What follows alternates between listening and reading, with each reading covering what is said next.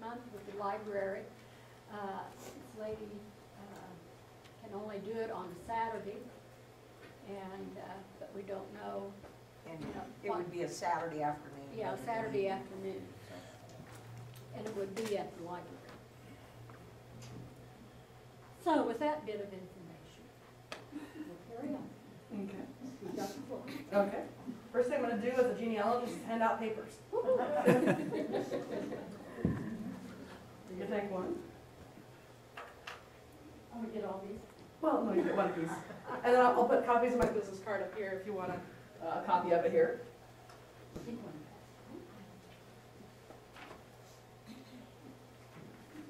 I'll take a minute or so for them to get around, but I'm handing out two things. One is a copy of our brochure. We actually have a nice little brochure that describes what we have in our genealogy department. I guess I should actually start with introducing myself here. I'm Michelle Enke, and I'm the local history librarian at the Wichita Public Library. I also am the manager of the Genealogy Special Collections Center that we have at the Wichita Public Library main branch. Let me get this started.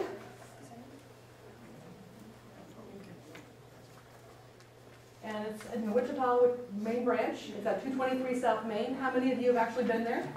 Anybody? Anybody? I recognize a few people. We have the same hours as the rest of the library. We're open from 10 in the morning until 8 at night. I presume everybody's still passing us. We're kind of a little loud here. Okay. We're open the same hours as the rest of the library. We're open at 10 in the morning. We close at 8 at night. So therefore we are open the same hours as the rest of the library. We're open on Sundays through the regular school year, but during the summer, between Memorial Day and Labor Day, we're closed on Sundays. So don't come up there then because we're not going to be open. The genealogy collection is very large. We actually have one of the largest genealogy collections for a public library in the whole state of Kansas. We have 24,000 genealogy books in our collection, and we have some books on every state in the nation. We have a really good collection on Kansas, on Missouri, on Kentucky, Tennessee, and then all the states that are along the East Coast, such as Virginia, North and South Carolina, Pennsylvania, New York, Massachusetts. All of those states, really good coverage. And we're talking about almost 1,000 books on each of those states. Now, if you go to west of Kansas, we may only have a shelf on it. So we have less west of here. But we may have a shelf on New Mexico, we may have a shelf on Arizona, North and South Dakota, that type of thing. In fact, we just had somebody in from New Mexico the other day, and they found their grandfather in some of the church books we had from New Mexico. So that was pretty exciting. We also have around 14,000 books in our Kansas reference collection, and that collection covers the whole Dewey span. It includes plants and animals, minerals, true crime, government, religion, biographies, histories, all sorts of different topics on Kansas and the Great Plains. And so if you're interested in cowboys and Indians or all sorts of aviation or trains, that would be a good repository for that. We also have around 15,000 rolls of microfilm. Yes, we still have people use microfilm, not as much as we used to, but we still do. We have the local newspaper, the Wichita Eagle and the Wichita Beacon, going back to 1870 and 71. We have city directories. We have funeral home records, Wichita City death certificates, things like that. So we have a whole variety of things. Some are broader that are actually on Ancestry now, such as the federal census. So you don't need to come to look at the federal census, on microfilm anymore. But we do have some things that are not online yet, such as the recent Wichita Eagles, the city directories that are recent, and the funeral home records and the death certificates. Those aren't online yet, so you still have to look at those on microfilm. And so our main topic today was our Native American resources we have there at the library. In the last decade or so, we've really tried to develop that collection. We've tried to develop several different collections there at the library. One is Civil War research, one is Native American research. We also try to develop our Great Plains states also. But as far as Native American genealogy, we bought a lot of microfilm collections about a decade ago. We bought some really nice ones, very large ones that people are actually coming to us to do research on, which I will talk about toward the end of the presentation, that Ancestry has now put online. And they just did this within the last 6 months. So there's a lot of really nice things that are online here. How many of you have Native American ancestors? Just a couple? Just a couple? Okay. I am appealing to some of you people. It actually has a lot of the same rules as regular genealogy. You start with yourself. You're going to be talking to your relatives to find out where that Native American ancestor could be. Is it on your dad's side or your mom's side? Is it something that's recent that you're familiar with, that you actually participate with their items, or is it something that you're like, well, it was back 7, 8, 9 generations ago that may be in your family? We have a lot of people come in and say, well, I always heard we had a Native American in our family, and I'm like, well, is it on your mom's side or dad's side? They have no idea.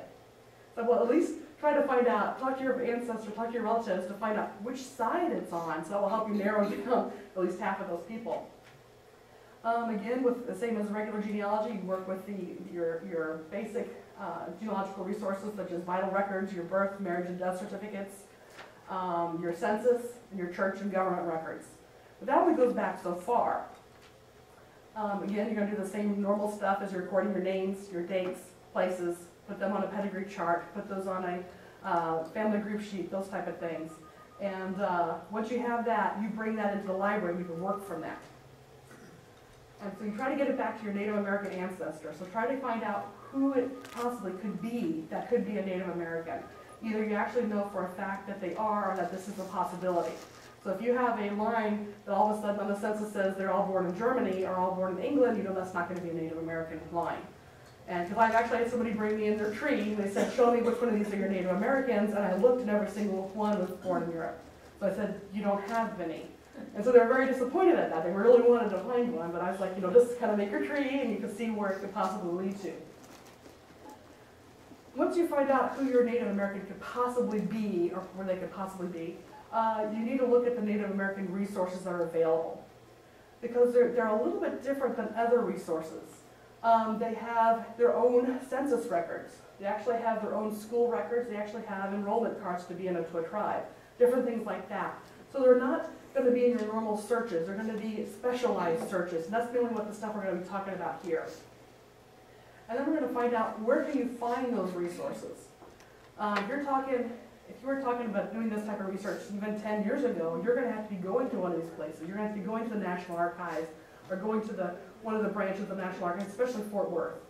These days you don't have to, because there's a lot of people who went in and transcribed these records, who have indexed these records and made books, or better yet, have actually put them online. And so it's so much easier to research your Native American ancestors these days than it was just 10 years ago. And then if you're going to be researching these records, you're going to either access them in person, which is why I said like going to Fort Worth, which is, nobody wants to do that, they want to do it from home. Or you can do requests. We have lots of people say, can you look this up for us, copy this page from this book, find this obituary, whatever. We then email it off. We actually now have this really cool machine. It's a digital microfilm scanner, so we can actually scan that microfilm and save it as a PDF or a JPEG and email it off to you. So that's really cool. And you can actually come in and take your own thumb drive, stick it in, and copy whatever you want, either from the newspapers or from death certificates, whatever's on microfilm. Save that to your thumb drive and take it home, so you don't need all the paperwork anymore. And then again, there's a lot of stuff that's now online, and I'll get to that. It's a wonderful resource that's just come out in the last, actually less than a year. As I mentioned before, we really tried to develop our Native American collection there, and I tried to buy as many books on that topic as possible. Most of them are transcriptions of original records, transcriptions of birth records, transcriptions of school records, transcriptions of the different Indian rolls. And most of them are the different tribes on mainly the Great Plains, the Southwest, and the Southeast. I have almost nothing for Alaskan tribes. I have very little for the Northeast and the Northwest. But that's kind of to be expected, because we kind of have the Southwest and Southeast tribes that kind of settle in this area. We have lots of books on the 5 civilized tribes. That's the Cherokee, Choctaw, Creek, Chickasaw, and Seminole tribes. Lots of books on those. If we're going to be searching your library catalog, you can search it several different ways. One would be under keyword, which is going to bring you up a whole lot of stuff. But if you want to be more narrow, you can actually go to subject heading and then take your Indian tribe names, such as Cherokee, genealogy, Cherokee, history, Cherokee, vital records, that type of thing, and see what we have for those. And most of the books that we have for Native Americans are under the Dewey number 970. So they're kind of in one area. So that helps a lot, especially if you're browsing. We also have something called the Folk American Indian Reference Collection, and these are books that have to be used there in the library. You can't check them out. They have around 550 volumes, and they were all donated to us by a special donation back in the early 70s. They cover mainly the Great Plains tribes, the tribes of the Southwest, and tribes of the Southeast. And it covers everything you can possibly think of. I mean, it's art, culture, history, Indian treaties, biographies, all sorts of different things. So it has a whole variety of stuff. So if you find out you're a member of a tribe, you can actually find out more about the tribe. Or conversely, if you know your family's from, let's say, Mississippi, and you're not sure which tribe it could be, you can then look at the tribes that are from that area and research their history to see if there's something that kind of connects with your family. Microfilm. We have around 800 rolls of microfilm dealing with Native Americans, and that's a lot. We have several that are really cool, which is the applications for enrollment of the 5 civilized tribes and the Indian census. Those are the 2 ones I bought about a decade ago. And they're both very large collections. They both have several hundred rolls of film in there, but I'm not going to recommend you use our microfilm anymore because Ancestry's put them online. We also have, on the 1900 and 1910 census, I'll mention that later on, how many of you know there's Indian information there? They actually have their own, you do, great. They also have a special Indian population information on those particular censuses, which I'm going to bring up. But prior to Ancestry putting it on there, we actually had people drive to our library to look at those applications, because the applications were only available here in Oklahoma City, Tulsa, and Fort Worth, and a handful of other places. So it was a nice resource that we had. Okay, this is the big guy. So if you're not going to come in and look at our books, which we understand, a lot of people don't want to drive up there, and you just want to stay at home and do it from home, if you have Ancestry, the regular edition, the regular paid, subscription, you can access all this, or you can go into your public library and access the library edition. Both of them have this. They actually have specific databases on Ancestry. So you know how you open up Ancestry, you can do that big search, and it searches everything. It searches your military records and your census and your birth and marriage. Well, you can actually narrow it down if you want to. So underneath that search frame, which I did not think to copy, underneath the search frame it says card catalog. Click on that.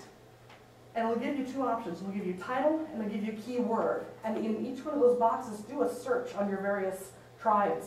Do a search on Indian, on title, and you'll come up with different databases you can search. Do a search on Indian under keyword to come up with different ones. Or you can search by Choctaw, Chickasaw, whatever Indian tribe that you belong to, and they'll pull up those different databases that you can search just within that database. And it helps narrow down your search, because Ancestry has over 33,000 different databases within there. So you want to be able to narrow down just to what you're looking for. Some of the interesting things they have is the 1900 and 1910 census, federal census. Everybody uses that. All genealogists looks through those 2 censuses. Well, in those 2, they actually had a separate section. So if you were writing your name down and you said John Smith and you said Indian, they automatically said, okay, you have to answer some more questions. So it was a separate Indian population sheet, and I'll show you a sample of it. And on that sheet, they asked you your name and your Indian name and your degree of Indian blood for 1910. And it also asks you your family members and their ages and their relationship to you, whether they're like your niece or daughter and stuff like that. So it gives you a really good indication of who and what tribe and like that for these people. It's really wonderful. Let's see what else we have. On the special Indian census pages, you can find them in a couple different areas. Some places they have them right after the township. So if you have like Boone Township, it's right at the end of Boone Township. Other ones, they compile them and put them at the end of the county. So you have to kind of play with it if you're actually browsing. Because almost every database you have on Ancestry, if you can actually view the image, you can actually browse those pages. So you can always look before and after to see who's there, and it gives you more information. Next thing they have on Ancestry is the applications for enrollment of the 5 civilized tribes. That's also called the Dawes Rolls. Is anybody familiar with the Dawes Rolls? Yes. They're wonderful resources if you're a member of the 5 civilized tribes, which again is the Cherokee, Choctaw, Chickasaw, Creek, and Seminole. And on those, they basically wanted to know who was living on the reservation and who was going to get land allotments if they were to prove that they were Native American. And so that's why they have these rolls. So you said, okay, this is who I am, these are my children, and they're this much Cherokee or Choctaw or whatever. Or this is my wife and she's white, and this is my husband and he's white, so therefore he is not part of the tribe. And so they actually have different codes for all these people, whether they're adopted in, married in, by blood, freedmen, whatever. And so they all have these applications that they turned in. And all these applications, you can have birth and death and marriage information. You can have affidavits from the neighbors saying that, yes, I know this guy, and I've known him for the last 50 years, and he's always been a part of our tribe, and his dad was the chief, and he's 100% Cherokee or whatever. And so these affidavits and everything are very wonderful to be able to trace your family history. I've seen them anywhere from 5 pages or 6 pages all the way up to like 70 or 80 pages for one application. And so imagine if you were going through looking at your family history and you had this packet given to you of all this genealogical information. It's a wonderful resource. And in fact, I had a guy come in the other day and we found a 36-page packet on his family. And it actually has the interview that he had to do. So the head of the family had to go and talk to the census representative, or actually the Dawes representative. And they would say, well, what's your name? What's your age? Where were you born? What's your wife's name? How long have you been married? What's your kids' names? Where were they born? And how can you prove all this? And it's wonderful, all these responses that you get, all this information. Now, the other thing is that some of the answers were like, I think I'm about 40, maybe 45, things like that. So some of the questions, some of the answers were a little, it was kind of hard to pin down. Genealogists like there are exact dates. And so if somebody says they think they're just 40 or 45, we're like, we want more specific information, but you sometimes can't get that, but it's a wonderful resource. The Indian census. The federal census is only for areas that are going to be taxed. And the reservations weren't taxed, they also weren't represented, and so the census did not cover the Indian reservations. Does that make sense? So they had their own separate censuses after a while. And they actually would have the Indians' names, their white name, their Indian name, their degree of Indian blood, their tribe name, and the tribal affiliation, that type of thing, on those censuses. And those range from 1885 to 1940, and they're for almost every tribe that we have out there. And there's over 500 different recognized tribes. And so whenever somebody comes in and says, we don't know what tribe we belong to, that's a lot to go searching through. And each tribe has their own rules and regulations on who can get in. So some are by percentages, some are by who's on a roll, some are by who's living on a reservation. But each group is different. This may be a little hard to see, but this is actually from the 1900 federal census. And includes the name, the tribe, the relationship, and the age of the family members. And you can kind of sort of see the names here. When you blow it up bigger, you can actually read it. On these screens, it's kind of hard. But you can see they have their name, they have their relationship, which is wife, daughter, son. It gives their ages. It gives where they were born. These ITs are for Indian Territory. This gives the father's birthplace, mother's birthplace. Again, ITs for Indian Territory. And down here, they give the name, other names that they've been known by, and also then their tribes.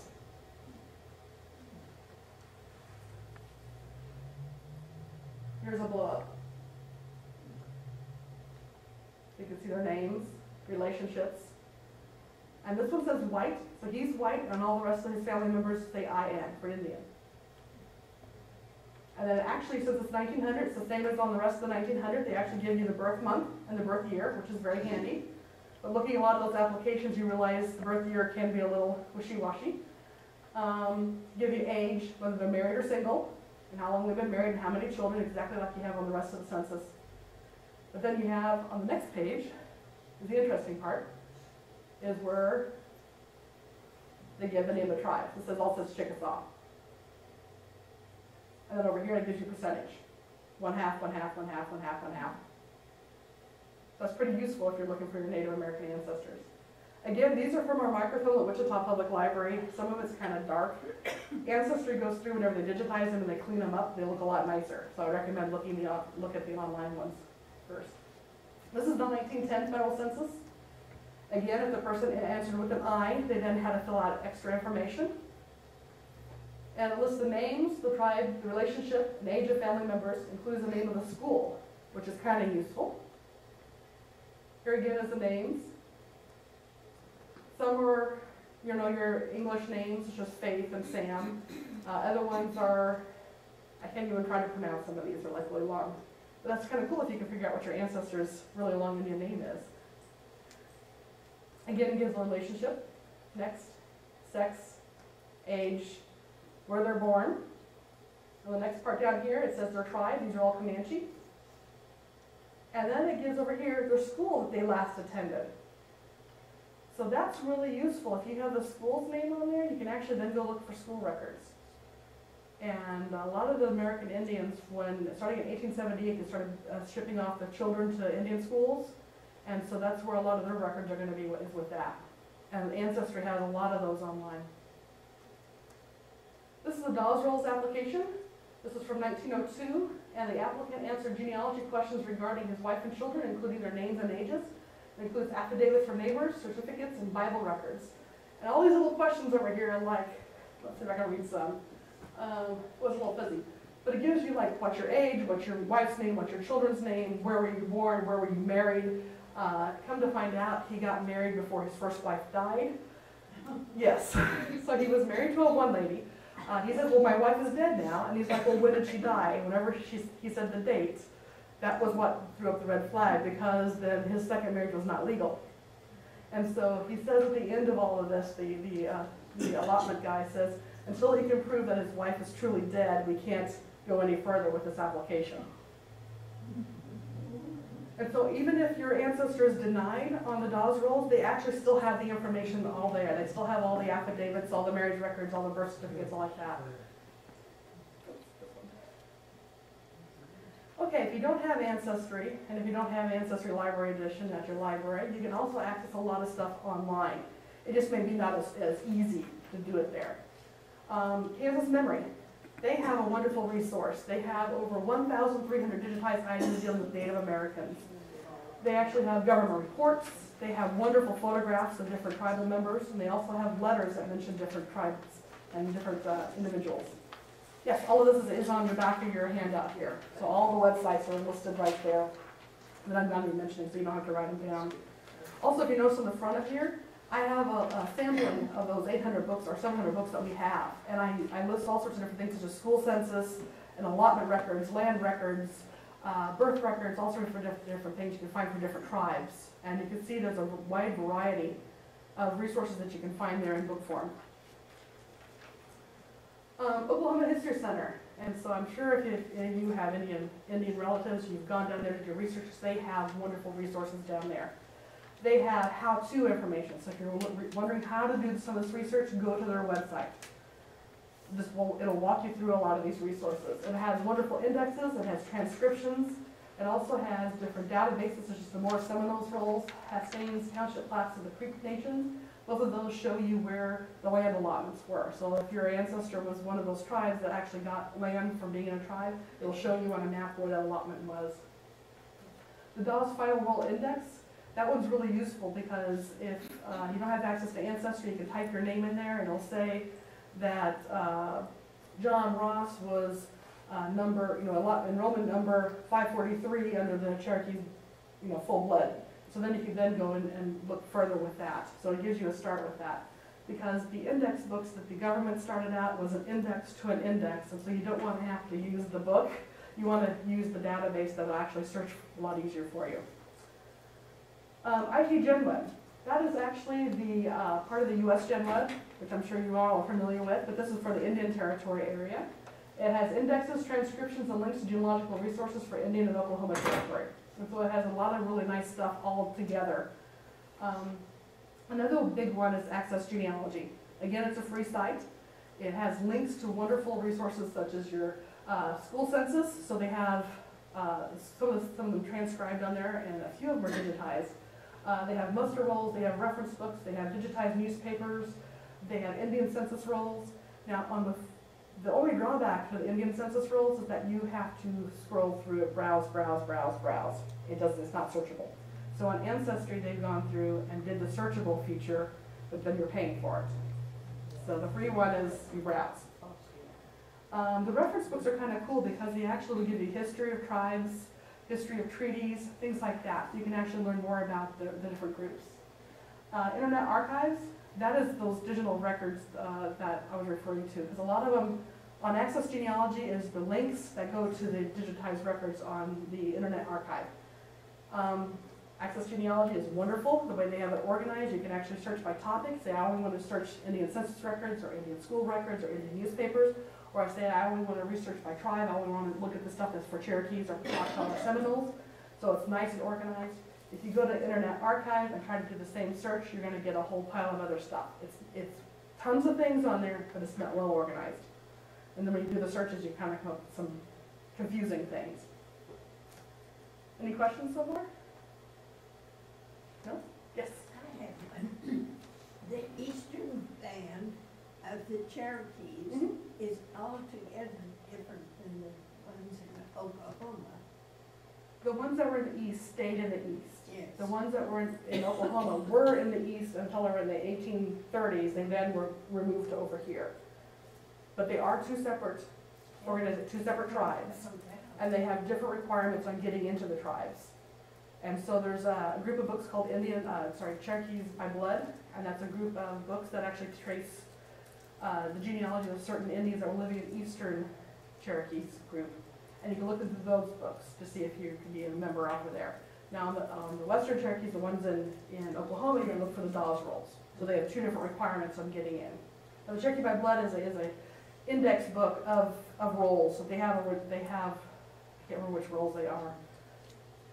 I don't remember if it's the Dion Miller rolls or which one it is, but they have particular rolls you have to be on to get on into the Eastern Cherokee. I don't have a whole lot of people ask me Eastern Cherokee stuff. We do have the books, but I have way more people ask for the ones in Oklahoma. So here's some examples. This is the census of the Cheyenne Indians at the Cheyenne Arapaho Agency on June 30th, 1884. It includes the names, relationships, and ages of family members. And this is from the archive.org site. I took it off from there. So you have their names. Some names are in English, some names are in Indian language. And you have your relationship, and you have your ages. And you notice they made it nice and neat where they put a blank line in between so you can see which the family units are. This is the census of the Bannock and Shoshone Indians from the Fort Hall Agency in Idaho. This is from 1902. It includes the Indian name, their English name, their sex, relationship, and age of each family member. So on some of these, they have an Indian name, and some they have an English name, and some have both. Just a few have both. But that would be really nice if that was your ancestor. You now know what his Indian name was with it.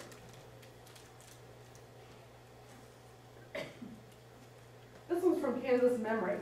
And I thought this was kind of interesting because this is a Indian agent. His name is A.M. Colville. He's writing a letter in 1909, and he's writing about the Kaw Indian white plume. And he's basically kind of giving a little bio of the guy. And it says, over here in this, if you can't read this, it says, White Plume was a very old man in the spring of 1855. He claimed to be over 90 years old, and he looked to be about 100. His hair was white, his face wrinkled, and features shrunken. He had been scalped in battle with the Plains Indians many years before, but his tribesmen had rescued him. As he lost his scalp, he was compelled by tribal custom to let his hair grow long like a squaw's. And then the author then goes on to say that he has a pen sketch of the man. Now, wouldn't it be wonderful? You can then trace back and see what your ancestor looked like. There's other reports out there. You may not think of the genealogy usage of it, but this is actually an account of provisions and supplies issued to Shawnees. It's actually a trading post ledger book. It lists the head of household, the number of the family members of Shawnee families living in the Kansas Agency in 1851. And you're probably thinking, well, that's not too useful. Well, it's not that much different than our early censuses from 1790 to 1840. It lists the head of household and how many people are living with them. Well, it's actually very similar to that. So you have their different names. Most of them are English names, and then you have the number of their household, and then you got how much food that was being allocated to them.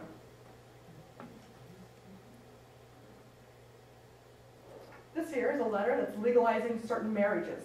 And so it's a document written by James Washington. He's the chief of the Wyandot Nation on April 1851, and it legalized the marriages of John Bigtree to Mary Solomon, George Peacock to Hannah Little Chief, Smith Nichols to Yorm Mendook, and Jesse Gayamy to Elizabeth Gray Eyes. I'm sure I didn't pronounce those right, but you get the idea.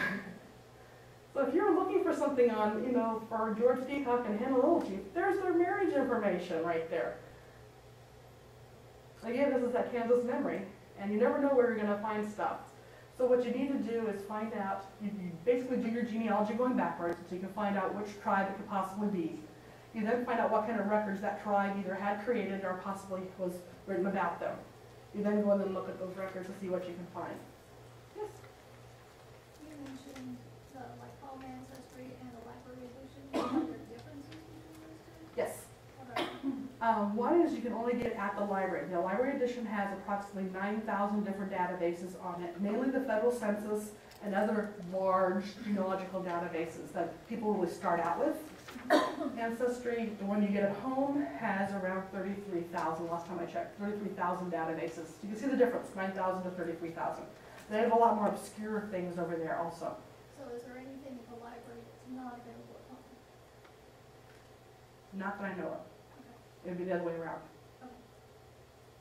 But I had a volunteer who just came in and said her bill was X amount, and I was like, wow, you pay that much, and you can come to the library and use it for free. And she's already gone past what was offered for a library edition, so she has to get the international, yeah, the big one. My family, you know, they didn't accept the Indian side of the family. So we don't really have any records, except I know my granddad was a half-breed, and my mother says she was never going to attend. Do you have records like in Illinois or something like that? Or where would we go to get something that way? We would find out from your family when were they in Illinois and what tribes were living there at that time. And so that would be your best bet, and then try to narrow it down that way. Because we'll have people say, oh, my family was always in Ohio, and they say they were Apache, and then it's just not, it's not possible. Can you locate them by using the husband's name then? I mean, We can try. You never know, because the amount of stuff that the Ancestry has put on in the last 6 months online on Native American resources is phenomenal. It really is a lot. And you never know what we can come across. And you gotta remember on those early censuses, they marked down white, black, and mulatto. And mulatto meant anything that was a mixture, either white and black, white and Indian, Indian and black, whatever. And so you're not going to be looking for I. It's rare to see an I on those early censuses. They just didn't mark those down. And so it's kind of tricky sometimes to find out who your Indian ancestry is. You have, a lot of times have to go by the family stories and track it down that way, and hopefully find something in your house that says who the person is. And if not, you're going to have to do a lot more research. I've been fortunate that I had a great niece who has done lots for me. And pictures of, these are my great something grandmother. And chief, and all of those. My family comes from Tennessee and North Carolina. And I've been to Tahlequah, and the first thing they said was, that's the Eastern band. Oh. And so, but, and this is, are you familiar with Donald Yates? Yes, I think I've seen that book before, yes. And his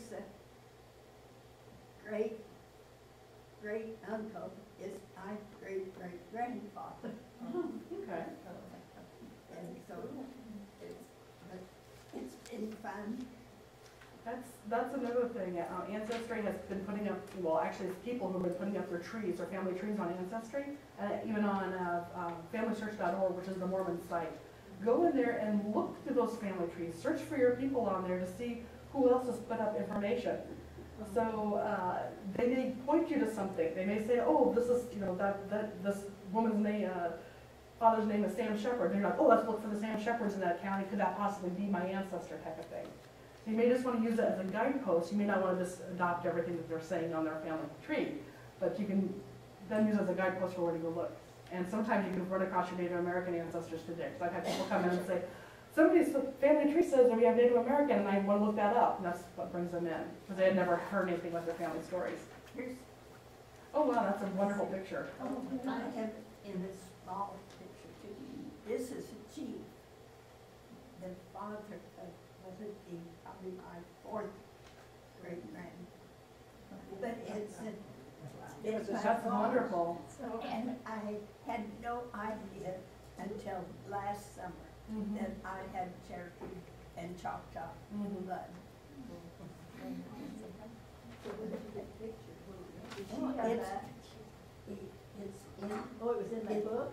Well, I'm not sure that mine is. I have so much stuff at home, but I thought it would become fun to bring it and let you know that people can find things and Yeah. I was, places to mark. I was talking one day, I was like, I wonder if anybody who's ever come in here, looked through our applications and actually then applied for membership and gotten into the tribe. I was like, I was kind of frustrated when I said this, and I had a voice in the back from the microphone machines go, I did! I got my grandkids into the Choctaw tribe. And so I was like, great, I finally had somebody, that would, verify that I had. It was good to have those resources. And we had the applications for many, many years, and so you either had to go to Fort Worth or Oklahoma City and copy them, or you can come down to the Wichita Public Library and get them right there. I have looked at them on microfilm and I've looked at them online. I recommend looking at them online because those microfilms are hard to read, they're dark, and Ancestry has cleaned them up a lot. So even though it kind of takes people away from the library, I'm still recommending to look through different resources, especially ones online. Any other questions? No? Okay.